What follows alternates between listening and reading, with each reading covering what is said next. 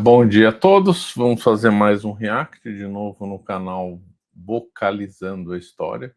Vamos lá.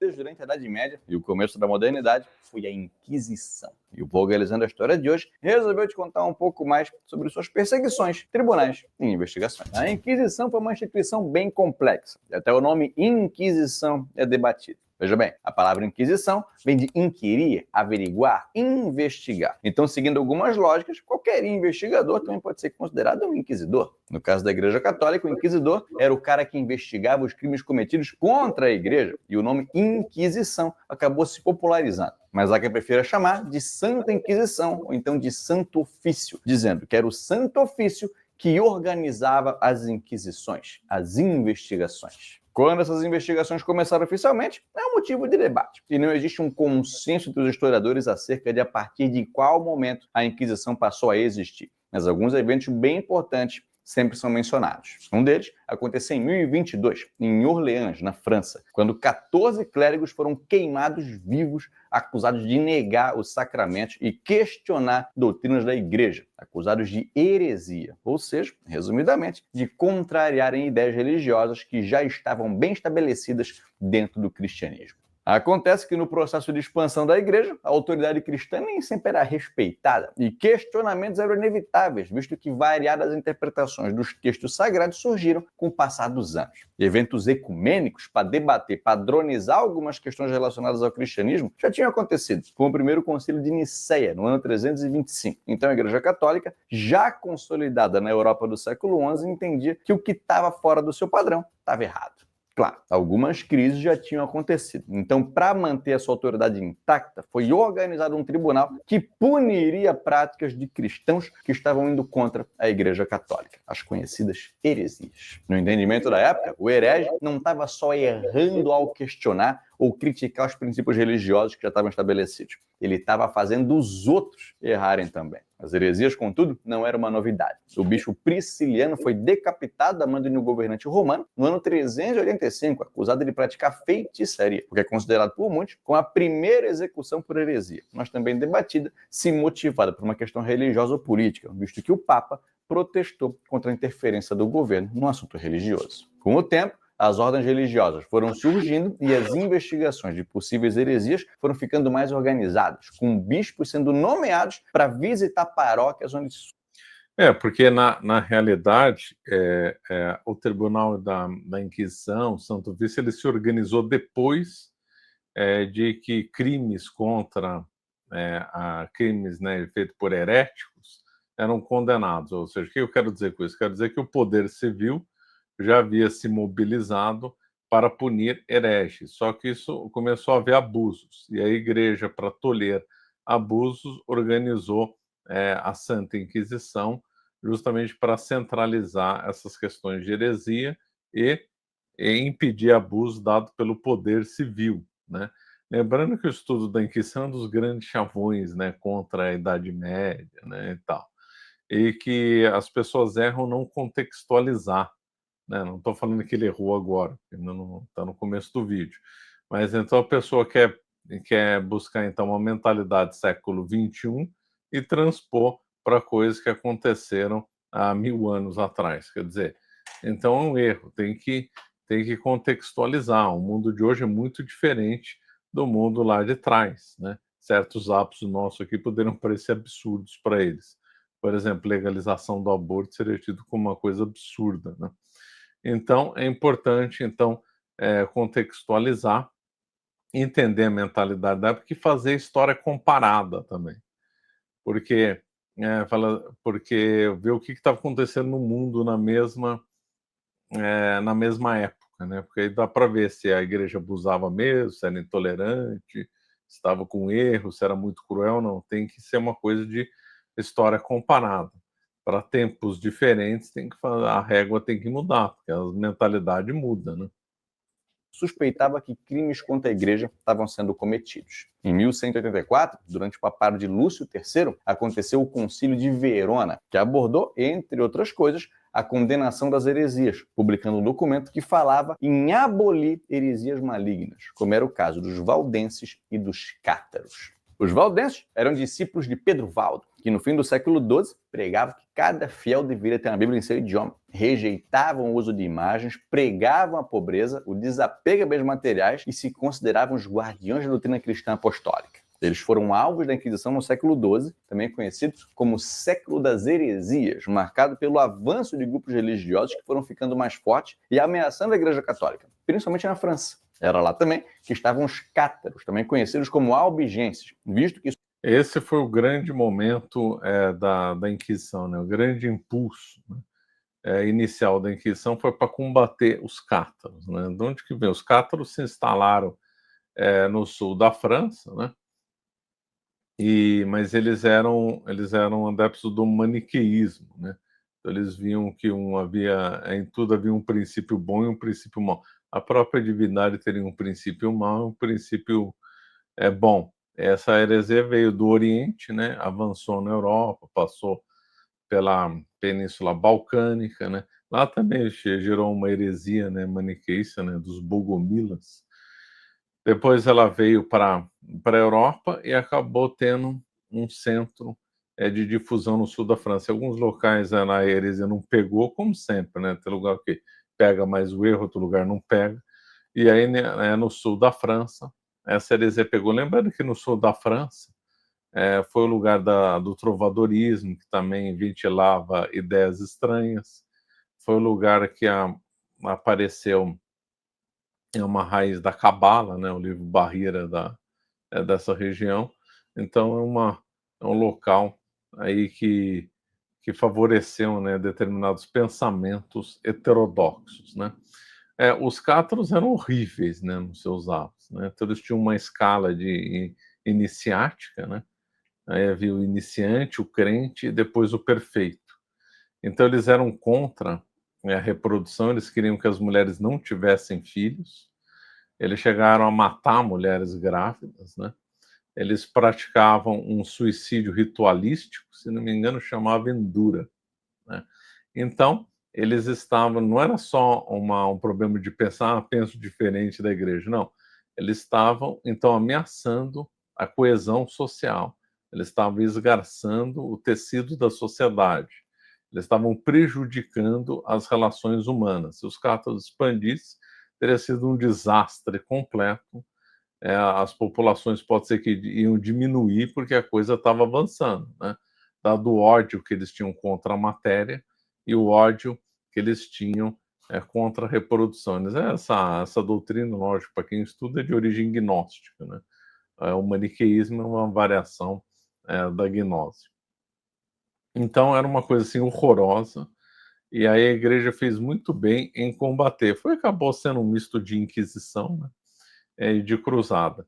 Foi chamado na época de A Heresia, tá? O volume de absurdos que eles fizeram, né, de crimes e tal. Eles são apresentados às vezes como terem sido pacíficos, como a igreja foi intolerante, que mal que eles estavam fazendo, então nada, um bando de criminosos, né?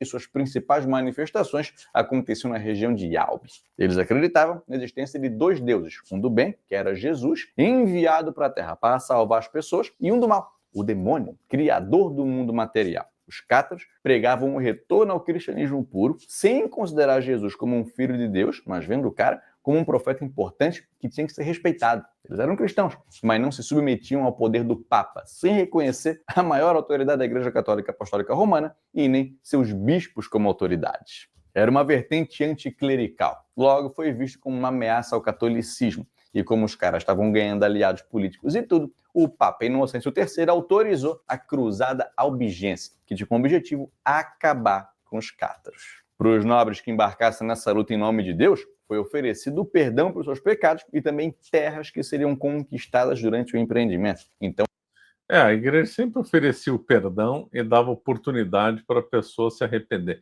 Quem atuou lá na região dos cátaros, tentando converter, né, e fazê-los abandonar dos seus erros, foi São Domingos de Gusmão, né, andou por lá.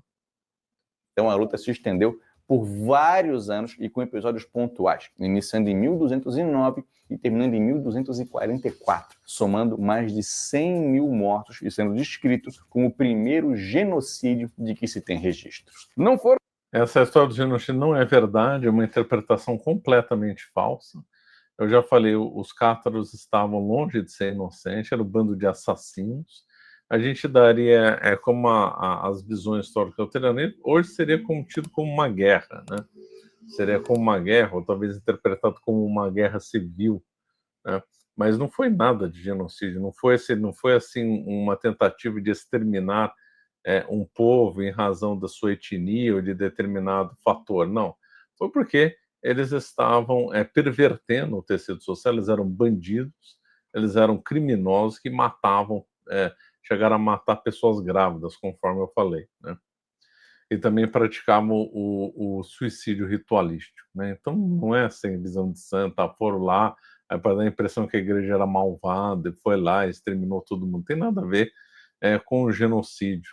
Foram só os valdenses e os cátaros que foram um problema para a Igreja Católica durante a Idade Média, porque outros grupos espalhados pela Europa demonstravam formas diferentes de praticar o cristianismo, mas como a Igreja entendia que o cristianismo estava estabelecido dentro de alguns padrões, essas diferenças eram heresias e tinham que ser combatidas. Outro exemplo foi a seita cristã formada pelo padre Bogomilo no Império Búlgaro, no século X, que teve seus seguidores conhecidos como Bogomilos, também perseguidos, mas em escala menor do que foram os cátaros. Em 1230, a Inquisição deu um novo passo, porque foi quando o Papa Gregório IX autorizou a Inquisição Papal, profissionalizando ainda mais as investigações e padronizando métodos, tornando essa Inquisição ainda mais eficiente do que as Inquisições episcopais anteriores. Agora, as investigações estavam ligadas diretamente ao Papa, que contava com bispos locais, e investigando possíveis heresias que estavam sendo listadas para todo mundo saber o que era e o que não era heresia, e foi organizado o Tribunal da Inquisição para julgar os acusados de crimes contra a Igreja. E não era a Inquisição que tinha que provar a culpa do investigado, era o investigado que tinha que provar a sua inocência, o que era bem difícil, visto que muita coisa não tinha como provar. Entre os Então é totalmente errado essa visão, né? Essa visão é divulgada, mas isso daí não é amparado nas fontes. É o contrário, né? A Inquisição, o Tribunal da Inquisição, pelo contrário, gerou instrumentos que são adotados até hoje em dia de proteção para o réu. O objetivo da Inquisição dava muita chance para o réu se defender, inclusive se ele rezasse, abandonasse seus crimes, fizesse um auto de fé, por exemplo, que era muito comum em Portugal, que no Brasil também, os crimes dele eram perdoados. Quer dizer, não tinha nada disso. Ele era culpado até que se prove inocência. Quem era culpado até que se provasse inocência, aliás, que era só declarado culpado, não tinha direito a defesa nenhum, foi a Revolução Francesa, né? A lei dos suspeitos da Revolução Francesa, uma das mais absurdas da história, se impunia as pessoas sem direito à defesa. E também a lei da periculosidade pré-delitiva cubana, dos anos 60, também ignorava a defesa do réu e já se punia a pessoa já sumariamente, né? Então essa questão aí de punir réu era mentira na Idade Média, mas foi uma verdade na Revolução Francesa e na Revolução Cubana. Acho engraçado, né? Não em relação a ele aí que está apresentando, eu nem conheço, mas historiadores que são fãs do comunismo, né? São fãs da Revolução Francesa e ficam atacando a Inquisição e se esquecem dos próprios abusos feitos na Revolução Francesa e na Revolução Cubana, né? Quer dizer, é um completo desvio, né? Um completo má fé. Volto a referir, não estou me referindo a ele, que eu nem conheço, estou referindo a outros historiadores que gostam de apresentar as coisas assim. Então, o comunismo matou milhões de pessoas, aí não tem importância. A Inquisição que foi o grande mal. A Revolução Francesa foi um dos maiores absurdos da história, mas a Inquisição é que era a má, né? Quer dizer, uma completa inversão. E se esquece também da chamada, entre aspas, Inquisição Protestante, né? Que foi brutal, foi uma coisa assim horripilante em regiões da Inglaterra, na Dinamarca, então foi uma coisa horrorosa. O rei da Dinamarca, esqueci o nome dele, né? Foi chamado de o Nero da Dinamarca, né? Qualquer coisinha contra o pensamento oficial era exterminado, sem direito à defesa. Muitos dos instrumentos que se diz que seriam ligados à Inquisição medieval foram criados, instrumentos de tortura criados na Inquisição medieval, na realidade foram criados pelos protestantes muito tempo depois, né? Então é tudo um festival de lendas, de coisas, né? Que a gente é obrigado a ouvir. crimes da qual as pessoas podiam ser acusadas, estava a blasfêmia, a imoralidade, a feitiçaria e a bruxaria. Então, digamos que um cara está sendo acusado de imoralidade, de sodomia, de se deitar com outro homem. Como é que esse cara ia provar que ele não fez isso? Como é que uma mulher acusada de bruxaria ia provar que ela não lançou um feitiço em cima de ninguém? Os acusados podiam até pensar em chamar testemunhas que comprovassem as suas histórias. Mas quem é que ia testemunhar em favor do acusado, sendo que depois a própria testemunha podia ser acusada de ajudar um herege? Quando os inquisidores chegavam numa região, antes de iniciar as investigações, tinha início o período da graça, de mais ou menos uns 30 dias, que era aquele momento em que as pessoas podiam confessar os seus crimes antes dos inquisidores descobrirem. Quem confessava antes recebia penas mais brandas e as pessoas eram incentivadas a caguetar as outras. Então, quem tinha uma queixa contra um vizinho podia ir lá falar com os inquisidores e, se a queixa se provasse verdadeira, o X9 até ganhava uma moralzinha. Dava para dizer que os caras assistiam os vídeos do Vogalizando sem serem inscritos.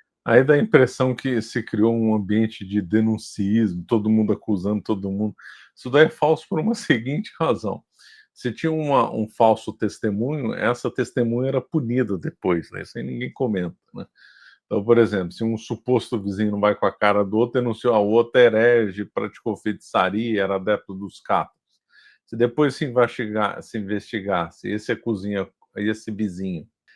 vizinho acusador provou-se que ele estava de má fé, ele era punido. Então não era assim um clima de denúncia para lá, não foi com a cara, já começa a acusar os outros, aí todo mundo morre. Não, isso aí não é verdade. No canal e também acusa eles de não darem like no vídeo, o que é uma total desvalorização do trabalho do nobre criador de conteúdo. A Inquisição não perdoava isso aí. Então, se tu ainda não é inscrito no canal e não deu like no vídeo, faz isso aí que ajuda o Vogalizando e a gente fica feliz. Sim, quando o investigado era dedurado por alguém, geralmente ele era perguntado se tinha inimigos, se tinha alguém que podia querer o mal dele. E se o cara falasse o nome do cagueta, aí era o cagueta que ia estar em maus lençóis, às vezes sendo preso por falso testemunho sem nem julgamento. Tudo dependia do investigador e do caso. Às vezes o cara entregou alguém que realmente estava com o nome sujo na Inquisição e nem sabia. Mas dedurar alguém inocente só porque era um inimigo declarado podia ser arriscado. Da mesma maneira, quem Ah, bom, então agora ele falou que é certo. Então, mas aí ficou meio contraditório com o que ele falou antes, né? Não querer ficar dedurando o outro, né? Ficou meio contraditório esse ponto aí. Bom, eu não vou voltar, mas parece que ficou patente a contradição, né?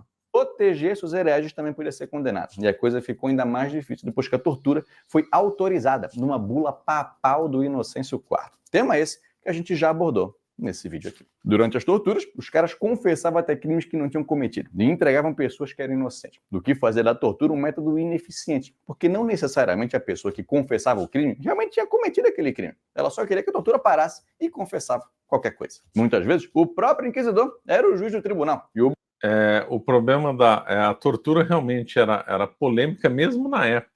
Então teve bispos e mesmo um santo, que agora me fugiu o nome, ele foi inquisidor, foi visitador inquisitorial, e aí ele chegou à conclusão que a tortura estava totalmente errada, e ele aboliu a tortura na diocese dele, né, ou na região de atuação, não lembro se ele era bispo, era só visitador inquisitorial.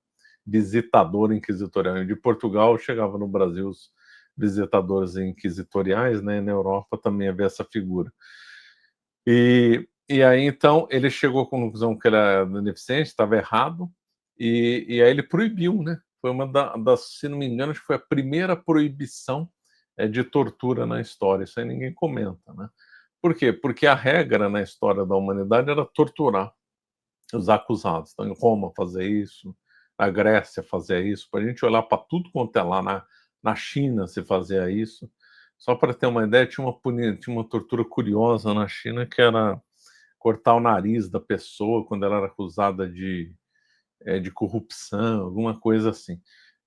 Então, para todo mundo havia tortura. Então, era uma mentalidade, infelizmente, era uma mentalidade da época. Lembrando que muito das pessoas da Idade Média vinham da cultura dos bárbaros, né, dos germânicos. Esses bárbaros e germânicos tinham esse hábito também, né, infelizmente.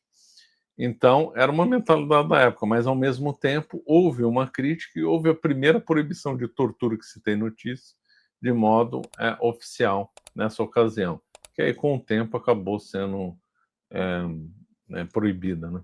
O objetivo era a confissão. Mas antes da tortura física, outros métodos eram aplicados. A descrição das torturas ou das penas de morte, como a fogueira, eram feitas. As pessoas eram presas, privadas do sono, não recebiam comida, eram interrogadas várias vezes e, se aí nada desse certo, a tortura entrava em cena. As penas para os criminosos podiam variar. Tinha umas mais brandas, como um compromisso firmado de que a pessoa iria passar a frequentar a igreja, mas tinham também umas mais agressivas, que resultavam em morte, como a já citada execução na fogueira. Ou então, degola, enforcamento, estiramento ou qualquer outra coisa. A fogueira não era a única pena de morte, era só uma das penas de morte. Ela ficou muito popular por várias... Agora, a pena de morte era aplicada em casos assim extremos. Em menos de 2% dos casos, se aplicava a pena de morte. E, às vezes, se aplicava uma falsa pena de morte chamada por efígie, ou seja, figurava um boneco para simular que alguém morreria, apenas para assustar as pessoas, para que elas não cometessem crimes. Isso era muito comum, né? Pôr na fogueira é chamado condenação por efígie, né? Lembrando que essas questões da Inquisição são muito mal abordadas, porque não se comenta que a heresia não é só se eu discordo da igreja e pronto, fui punido. O problema da heresia, quando ela se alastra, ela começa a corroer o tecido social, começa a afetar o dia a dia das pessoas e a própria sociedade como tal. Era vista também como uma questão de Estado, como muito bem comentou Henry Kamen no livro dele, né? E isso tem razão, porque se você muda a teologia e muda a filosofia, você muda a concepção de Estado. A história, sim. Então, quando chegou a Idade Moderna, mudou. Como mudou a teologia, mudou a filosofia, se mudou uma visão de Estado com rei absolutista. Veio a Revolução Francesa, mudou a concepção de Estado. Então, as ideias, elas são muito perigosas, que as pessoas não entendem hoje em dia. As ideias, elas podem gerar morte, por caso clássico. Nazismo, na Alemanha. Nazismo, das doutrinas mais absurdas e criminosas da história. Gerou morte, mas qual a origem do nazismo? Uma ideia. Comunismo. Então, comunismo é uma outra ideologia. Matou mais de 100 milhões de pessoas. O Marx era assassino, ele foi lá, matou alguém? Não. E como é que do marxismo se gerou uma matança de 100 milhões de pessoas? Porque são más ideias. Então, as ideias, elas podem gerar guerras, elas podem gerar massacres e elas alteram o funcionamento da sociedade. Isso que as pessoas são muito... Não é que são ingênuas, né? As pessoas não percebem isso, estão tão acostumadas à visão marxista e à visão liberal, que é tudo causado por relações econômicas, que esquece de dizer que a grande luta na história, além de ser uma luta religiosa, óbvio, é uma questão, uma luta por ideias. E as ideias, elas têm força, as más ideias são perigosas, né? E se tolhe essas más ideias na origem, pode-se até evitar a matança. Imagine, se tivesse uma inquisição na Alemanha no tempo do Hitler, ele fosse punido antes de chegar ao poder, teria evitado uma matança. Se tivesse inquisição no tempo do Lenin, né? Aí teriam punido ele, acabou o tempo do Marx, só estou dando exemplo, né? Então, as ideias são perigosas. O nazismo foi uma ideia criminosa, né? Então, essas ideias criminosas, à luz da Idade Média, elas tinham que ser punidas porque elas tinham um poder de corromper a sociedade, um poder até mesmo de gerar mortes. Outro clássico que eu acabei de falar, os cátaros. Então, o cátaro era uma gnose, vinda lá do Oriente, uma gnose dialética, maniqueísta, e que gerou morte e gerou um caos lá no sul da França, né? Então, entendia-se como a heresia como sendo um mal que espalhando podia gerar o caos, né? E nós temos essas provas aí, nazismo, comunismo e outras, né? As pessoas não param para pensar nisso, né?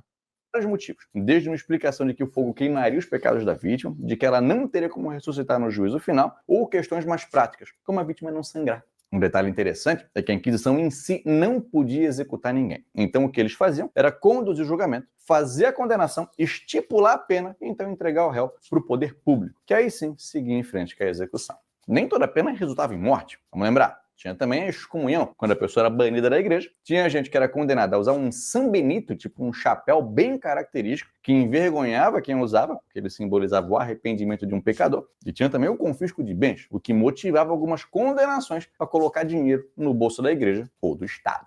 Isso ia ser muito bom hoje em dia, assim, cometer uma infração de trânsito. O cara começa a usar um chapéu Não é? do otário. Cara, isso ia ser maravilhoso. À noite, vai sair na festa, tem que ir de chapéu. Não, tu vai sair assim. Quando Fernando de Aragão II e Isabel de Castela, rei e rainha da Espanha, fundaram uma Inquisição própria, aquela que ninguém está esperando, a Inquisição Espanhola, tinha um forte motivo econômico por trás disso. Pensa bem aqui. Em toda a Península Ibérica, judeus e muçulmanos foram convertidos à força ao cristianismo num processo de limpeza religiosa. E era necessário fiscalizar se eles estavam seguindo certinhos preceitos católicos. Enquanto eles eram judeus e muçulmanos, a Inquisição não podia fazer nada com eles, porque a Inquisição se limitava aos católicos. Mas agora que eles eram católicos... Bom, falou uma verdade, que são limitados os católicos. O problema dos judeus na Espanha era mais complexo, né? E os judeus acabaram sendo expulsos. Os que ficaram acabaram se convertendo pela fé de um modo assim, só do ponto de vista para não ser perseguido, para não ter que sair da Espanha e tal. Então a Inquisição atuava em cima dos judeus porque eles já tinham sido batizados, né, chamado, que ficou aqui no Brasil com o nome de cristão novo. Então não é bem assim que eles foram forçados, eles foram expulsos, né, da Espanha. Foi um erro, né, a expulsão dos judeus na Espanha, não estou endossando o erro aqui dos outros, mas os que ficaram acabaram se convertendo justamente para não ser perseguidos. Eles não se converteram porque eles acreditavam no cristianismo, porque eles realmente abandonaram o judaísmo, vendo erros, etc. Eles se converteram justamente para não sair da Espanha, porque lá tinha um negócio, porque estava vendo bem ou por outra razão. Então não foi uma conversão de coração. E eles praticavam, então, um judaísmo escondido, chamados criptojudeus. A história ainda é mais complexa, mas eu tô resumindo aqui, né? E aí, então, a Inquisição, que só ia atrás de batizados, começou a ir atrás desses criptojudeus. E o mesmo aconteceu em relação aos muçulmanos. Muitos muçulmanos se convertiam, não era para valer, apenas para ter melhor espaço na sociedade, tinham práticas ocultas. Aí a Inquisição entrava. A Inquisição não perseguia quem não fosse batizado, né? E também a diferença entre Inquisição medieval, a Inquisição dita romana, também teve Inquisição em Veneza, também teve Inquisição ibérica, teve vários tempos, né? E aí depois se criou a lenda negra, né? Então protestantes, principalmente ingleses, criaram a lenda negra da Inquisição, principalmente em relação à Espanha. Depois teve uma lenda negra criada no século XIX, que aí forjaram aqueles números dos milhões, né? Você chega com o número do milhão, fica impressionado que às vezes a quantidade de mortes numa região é maior do que a população. Então se chegava em números absurdos em Toulouse, maior do que a população de Toulouse. Então, em 250 anos, a Inquisição Espanhola matou 2.000 pessoas, menos de 2% de acusação, né? Um tempo muito problemático, né? De muito conflito, de muita mudança de ideias, né? E os reis católicos ficaram muito preocupados com essa questão de Estado, né? Lembrando que a principal lenda negra é em relação à Inquisição Espanhola. Lembrando que a Inquisição Espanhola, comparado com outros tribunais protestantes da mesma época, era tido como muito mais suave pelas pessoas da época. E a pessoa, porque havia o chamado foro misto na Península, na Espanha, e aí o mesmo crime podia ser punido tanto pelo Estado como pela Igreja. As pessoas preferiam ser investigadas, preferiam ser processadas no tribunal eclesiástico, que era mais brando. E depois as prisões, havia pena de prisão também. A pena de prisão não era uma coisa muito comum na história da humanidade até uma certa data. Começou a ser efetivado na Idade Média, né? De ser trancado assim numa cela. Em Roma, mas a Roma dava preferência para pôr os condenados para ficar remando, ou mesmo matar, ou escravizar. Então, prender numa prisão era uma coisa meio temporária. Se prendia, claro, em Roma tinha marmetina, vai lá, pois uma pessoa ficou presa, mas não era para ficar muito tempo. O destino dela ia ser para a morte, para a galera, e para outra coisa. A prisão, como uma coisa não temporária, para ficar muito tempo preso, por exemplo, a pessoa ficar 30 anos preso num lugar. Isso é uma coisa meio nova na história da humanidade, que antes era condenada à morte, ou às galés, ou trabalhar nas minas, né? E a Inquisição acabou fomentando essa pena de prisão em cela, né?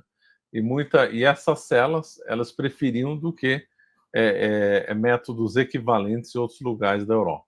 Históricos, os inquisitores apertaram o cerco em cima deles, buscando condenar essa galera para confiscar as terras deles. Por muito tempo, os espanhóis travaram as guerras de reconquista, principalmente contra os muçulmanos. E guerra custa caro. Então, as motivações que estavam por trás da criação de uma inquisição própria, vinculada aos monarcas da Espanha, não eram só religiosas, mas também econômicos. A princípio, o Papa... Econômico era minoria, sempre tem o fator econômico, o povo exagera demais, né? Já falei, eram outras questões, né? Sisto IV não curtiu muito a ideia de uma inquisição espanhola, mas foi convencido pelo Rodrigo Borja, um espanhol que na época era o bispo de Valência, depois que o cara disse que o Papa não receberia apoio militar de coroas espanholas se não aceitasse a criação daquela inquisição. O Borja viria a ser o próximo Papa, muito por conta do apoio que ele recebeu como forma de gratidão do rei Fernando. E a partir de 1400... Diga-se de passagem, péssimo Papa, né? Não é porque eu sou católico e não é porque eu venho aqui denunciar os erros que as pessoas apontam contra a Inquisição, eu também vou fechar olhos. Na Inquisição houve abusos. Todo tribunal da história, toda ação humana na história tem erro. E o tribunal da Inquisição também teve, o caso clássico foi de Santa Joana d'Arc, né? Então, teve acusação de gente... inocente teve, porque sempre teve, não tem tribunal perfeito na história da humanidade, sempre teve abuso, sempre vai ter em se tratando do ser humano. Então isso aí, a Inquisição teve abuso, bom, choveu no molhado, todo lugar tem. 178, essa Inquisição entrou em ação, procurando heresias dentro do reino e em seus territórios pelo mundo. O reino português também não ficou de fora dessa, criando sua própria Inquisição em 1536, indo atrás principalmente dos cristãos novos, aqueles que tinham se convertido à força ao cristianismo, mas que podiam ainda estar praticando. Volto a dizer, eles não se converteram à força, eles foram expulsos, está errado, sou favorável a expulsar. Os que ficaram acabaram se convertendo não de coração para a fé católica, para não ser expulso. Foi isso que aconteceu, não foi forçado, ou creva, não, eles podiam ir embora. Tá errado? Tá. E aproveitando esse gancho, né, nós estamos aí nos últimos dias da nossa promoção, no combo da Idade Média, com 40% de desconto. Vai só até o dia 18 de fevereiro. Não perca a oportunidade de comprar livros excelentes como A Cavalaria. Esse livro aqui é uma obra-prima, né?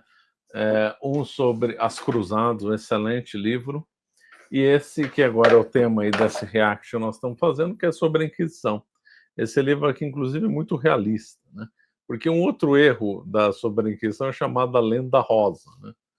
Que é de alguns católicos aí, com boa vontade, estou falando que a pessoa está de má vontade, começa a idealizar que foi tudo lindo, que não teve abuso, que todo mundo era santo, que não tinha nada imperfeito. Não, teve erro, teve abuso, teve inclusive o caso lá do santo que me deu um branco agora, irritante, perdeu o nome das pessoas, que até viu que a tortura estava errada e tirou. Então, se tirou é porque era empregado de forma abusiva. Então, esse livro aqui trata de forma muito clara a Inquisição, sem romantismo. Porque o romantismo, além das cor-de-rosas, que aí, às vezes os católicos divulgam, só atrapalham, né? Porque o que é o certo é verdade. O certo é o seguinte, foi bom, é bom, foi ruim, é ruim, tem que falar, né? Então, é o princípio máximo das Cinderas, fazer o bem, defender a verdade, evitar o mal e atacá-lo, né? Não é para ficar romantizando, né, as coisas.